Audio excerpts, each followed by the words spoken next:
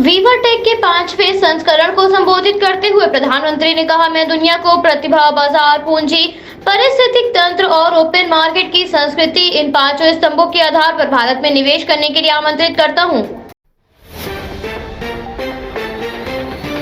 BJP किसान मोर्चा के राष्ट्रीय कार्यकारिणी की बैठक में 22 जून को की जाएगी, जिसमें एक कृषि कानून समेत कई अहम मुद्दों पर चर्चा होगी।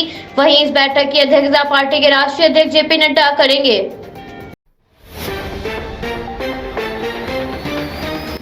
संक्रमण की दूसरी लहर में जान गंवाने वाले डॉक्टरों को कांग्रेस नेता राहुल गांधी ने सलामी देते हुए कहा, सभी डॉक्टरों ने संकट के इस काल में हमारे देश की रक्षा के लिए अपनी जान जोखिम में डाली। इन शहीदों ने बहादुरी से मुश्किलों का सामना किया, लेकिन हार नहीं मानी। टीकाकरण को लेकर भाजपा नेता संबित पात्रा ने कांग्रेस पार्टी पर निशाना साधते हुए कहा, भाजपा कांग्रेस से एक ही सवाल पूछना चाह रही है कि गांधी परिवार ने अपना पहला और दूसरा खुराक कब लिया? गांधी परिवार वैक्सीनेटेड है या नहीं? इलाहाबाद हाई कोर्ट में सुन्नी सेंट्रल वक्फ बोर्ड के चुनाव की वैधता को चुनौती दी गई है, जिसके लिए हाई कोर्ट ने बोर्ड को नोटिस जारी किया है और चुनाव से संबंधित दस्तावेज पेश करने की मांग की है, जिसके लिए मामले की अगली सुनवाई 9 जुलाई को की जाएगी। राहुल गांधी द्वारा टीकाकरण नीति पर दिए गए बयान के मद्देनजर केंद्रीय स्वास्थ्य मंत्री ने कहा, वैक्सीन पर भ्रम फैलाने का एजेंडा अब नहीं चलेगा। विश्व योग सम्मेलन 2021 के उद्घाटन समारोह को संबोधित करते हुए केंद्रीय स्वास्थ्य मंत्री हर्षवर्धन ने कहा, दुनिया भर में योग की स्वीकार्यता बढ़ गई है। रोग प्रतिरोधक क्षमता बनाने और तनाव प्रबंधन में योग के फायदे स्पष्ट हैं। दिल्ली के उप मुख्यमंत्री मनीष सिसोदिया ने बुधवार को कहा, ऑक्सीजन की कमी से मौतों की जांच के लिए समिति की मंजूरी नहीं दे रहा है केंद्र। दिल्ली में पिछले 24 घंटों में कोविड-19 के 212 नए मामले सामने आए और 25 मौतें दर्ज की गईं। कोरोना वायरस के चलते कांग्रेस नेता द्वारा कोवैक्सीन में गाय के बछड़े का सीरम मिलाए जाने को लेकर भाजपा प्रवक्ता संबित पात्रा ने कांग्रेस पर निशाना साधते हुए कहा, वैक्सीन को लेकर कांग्रेस ने भ्रम फैलाया है। भ्रम फैलाकर कांग्रेस ने महापाप किया है।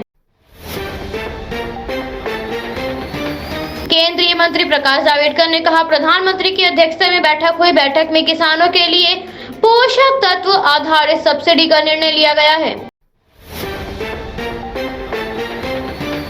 उत्तर प्रदेश के उप मुख्यमंत्री केशव प्रसाद मौर्य ने विपक्ष पर हमला बोलते हुए अपना बयान जारी करते हुए कहा, भगवान राम के अस्तित्व को नकारने वाले दुष्प्रचार कर रहे हैं। राम मंदिर का निर्माण नहीं देखना चाहते राम विरोधी। सीएम योगी आदित्यनाथ ने बुधवार को कोविड-19 प्रबंधन हेतु गठित टीम 9 के साथ बैठक में कई महत्वपूर्ण बिंदुओं पर चर्चा की और जरूरी दिशा निर्देश जारी किए। बता दें, यूपी के शिक्षक पात्रता परीक्षा का प्रमाण पत्र को आजीवन वैधता प्रदान करने के निर्देश दिए गए हैं। अब अभ्यर्थियों को एक बार परीक्षा उत्तीर्ण होने के बाद दोबारा देने की आवश्यकता नहीं होगी। उत्तर प्रदेश के मुख्यमंत्री योगी आदित्यनाथ ने सोशल मीडिया प्लेटफॉर्म को लेकर अहम निर्देश जारी करते हुए कहा, सोशल मीडिया पर दुष्प्रचार करने वालों पर सख्त कार्रवाई की जाएगी और आपत्तिजनक खबरें फैलाने वालों पर नजर रखी जाएगी।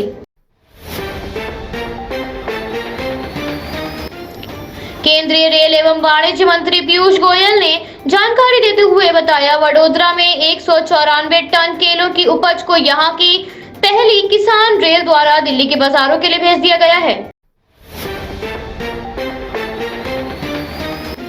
राजधानी लखनऊ के ठाकुरगंज सुनील कुमार दुबे के नेतृत्व वाली पुलिस टीम ने 2 आरोपियों को गिरफ्तार किया, जिनके पास से 7 किलो 500 ग्राम गांजा और 22,500 नगद बरामद किए गए हैं। पकड़े गए आरोपियों की पहचान अमित रावत और शनि के रूप में हुई है। दोनों ही बाराबंकी जनपद के निवासी बताए जा रहे हैं।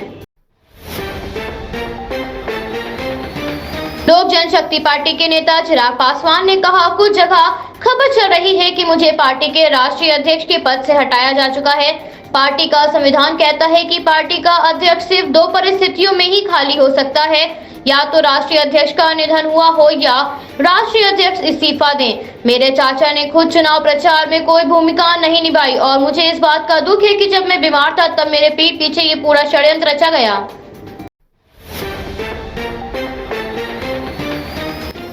अयोध्या जमीन मामले पर स्वास्थ्य मंत्री जय प्रताप सिंह ने अपना बयान जारी करते हुए कहा, जो राजनीतिक दल मुद्दा उठा रहे हैं उनके समय में घोटाले होते रहते हैं, कोई घोटाला नहीं हुआ। जो लोग चाहते हैं कि वो कोर्ट चले जाएं, मंदिर से जुड़े ट्रस्ट के सभी सदस्य आस्थावान हैं।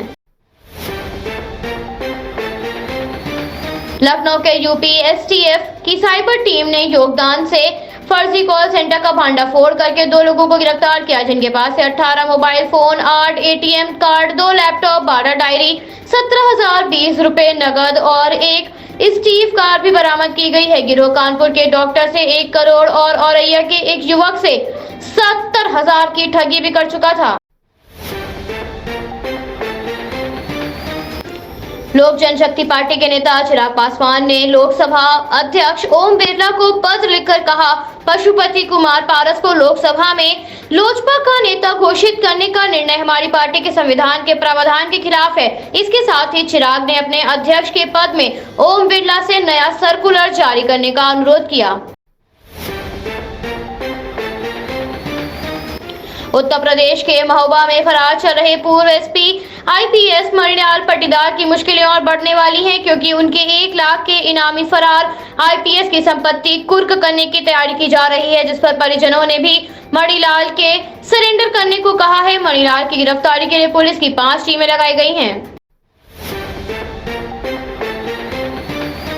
उत्तर प्रदेश के गाजीपुर में गंगा में बहती लकड़ी के बॉक्स में मिली बच्ची के लिए यूपी सरकार ने बच्चे का खर्चा उठाने की बात कही तथा उसे बचाने के लिए महिला को इनामी तौर पर नाव दी जाएगी।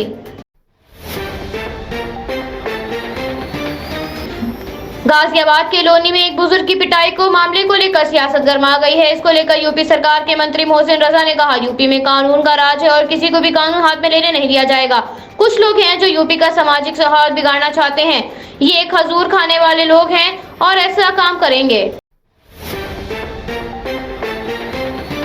मोहाली में कैजुअल शिक्षकों ने इमारत पर चढ़कर नियमित नौकरी की मांग को लेकर विरोध प्रदर्शन किया और मांग न पूरी होने पर इमारत से कूदकर आत्महत्या करने की धमकी दी।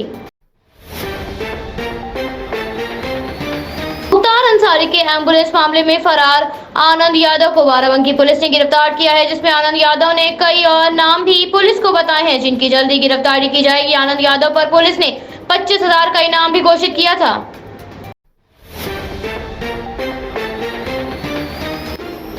उत्तर प्रदेश के मिर्जापुर में बैंक से 50 लाख से भरे बैग के गायब होने के मामला सामने आया, जिसे पुलिस ने खुलासा करते हुए 3 आरोपियों को गिरफ्तार किया। साथ ही गायब हुए पैसों में से 35 लाख रुपए भी बरामद हुए हैं।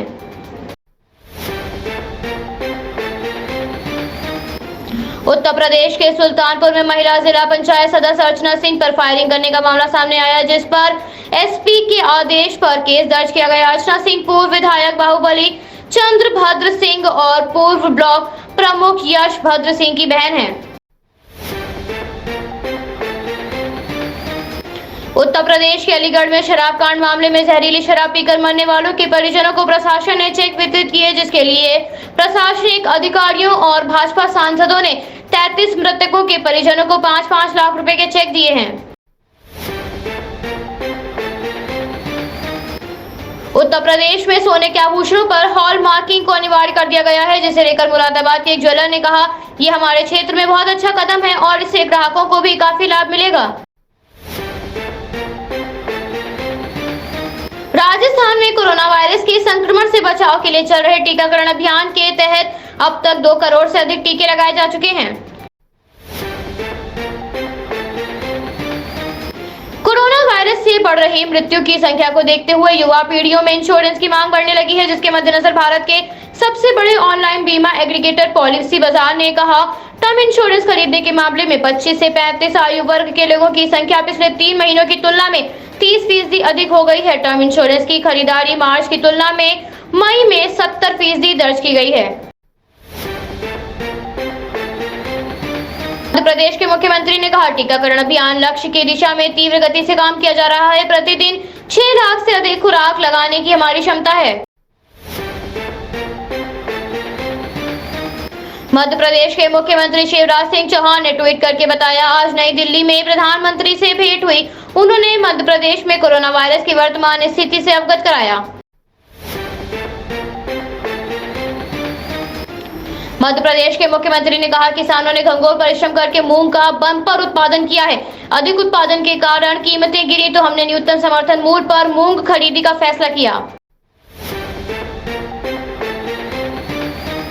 मुंबई के हाउसिंग सोसाइटी में टीकाकरण अभियान के दौरान 390 लोगों को कोविशील्ड के फर्जी टीके लगाए गए, जिस पर पुलिस ने 2 लोगों को हिरासत में लेकर पूछताछ शुरू कर दी है। शिमला में लगातार बारिश के कारण हुए भूस्खलन से यातायात प्रभावित हुआ। कोरोना वायरस की दूसरी लहर धीमी होने के बाद भी रेलवे लगातार तैयारियों में जुटा है। रेलवे के अधिकारियों ने जानकारी देते हुए बताया, रेलवे खास तरह से कोरोना सेंसिटिव कोच तैयार कर रहा है, जिसमें एंट्री करते ही कोरोना वायरस का दम निकल जाएगा। इन खास कोच में प्लाज्मा एयर थेरेपी का इस्तेमाल किया गया है। बेंगलुरु में बीजेपी कर्नाटक प्रभारी अरुण सिंह ने कहा, कोरोना में भाजपा कार्यकर्ताओं ने सेवा कार्यक्रम किया है, हम इसकी समीक्षा करेंगे। वृक्षारोपण और प्लास्टिक का उपयोग ना हो, इस पर कार्य करेंगे। इंडियन मेडिकल एसोसिएशन के अनुसार कोरोना की दूसरी लहर में 730 डॉक्टरों ने अपनी जान गंवाई है, जिसमें सबसे ज्यादा बिहार में 115 डॉक्टरों की मौत हुई है। फुटबॉल प्लेयर क्रिस्टियानो रोनाल्डो द्वारा एक प्रेस कॉन्फ्रेंस में कोका कोला की बोतल को पानी की बोतल से रिप्लेस करने पर कोका कोला कंपनी को $4 बिलियन का नुकसान हुआ, जिसके बाद ट्विटर पर हैशटैग कोका कोला नंबर 4 पर ट्रेंड करता हुआ नजर आया।